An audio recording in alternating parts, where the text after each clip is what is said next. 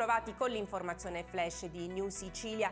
Iniziamo con la cronaca e da Porto Empedocle. Avrebbero tentato di intimidire e imporre assunzioni di familiari ed amici, ma anche retribuzioni non dovute e rescissioni di contratti di locazione. Ad essere presi di mira dal dicembre del 2019 fino allo scorso agosto sarebbero stati più imprenditori, soprattutto coloro che si occupano della raccolta dei rifiuti. Braccialetto elettronico per 3 indagati. L'inchiesta della squadra mobile ha preso il via dopo la denuncia di uno degli imprenditori che era stato bersaglio di richieste estorsive e di tentativi di intimidazione. In Sicilia sono 63.000 le micro e piccole imprese a rischio per la crisi economica che vive il Paese, oltre 165.000 i posti di lavoro in pericolo. La crisi energetica potrebbe oscurare un sistema produttivo in enorme difficoltà che sta spingendo la Sicilia al collasso. Confartigianato lancia l'appello, incontra la politica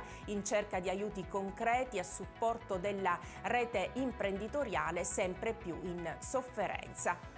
E non c'è tregua nel Trapanese, dove si continua a fare i conti col maltempo. È crollato parzialmente il vecchio ponte sul torrente Verderame a pietre tagliate a causa dei nubifragi che hanno colpito quel territorio nelle ultime settimane. La comunicazione è arrivata dal presidente dell'Associazione Amici della Terra di Trapani, Carlo Foderà, che lo ha segnalato al commissario del comune di Misiliscemi Burgio. È un ponte importante in quanto collega Palma e Pietre Tagliate a Paceco. E adesso restiamo a Trapani, parliamo di maltempo ma in chiave positiva questa volta. 30 minori stranieri del progetto Family Together delle strutture di primissima accoglienza Mappamondo e Care hanno preso parte questa mattina all'iniziativa solidale promossa dal Comune di Trapani in favore delle famiglie di Salina Grande colpite dall'alluvione di giovedì scorso. Con indosso stivali e attrezzati di pale e tanta buona volontà,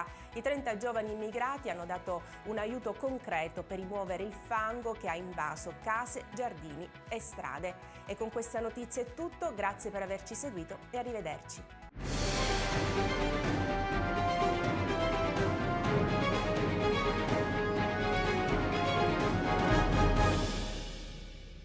Procar, centro assistenza autorizzato BMW e Mini, adesso anche BMW Motorrad, via George Marshall 7, Mister Bianco, Catania.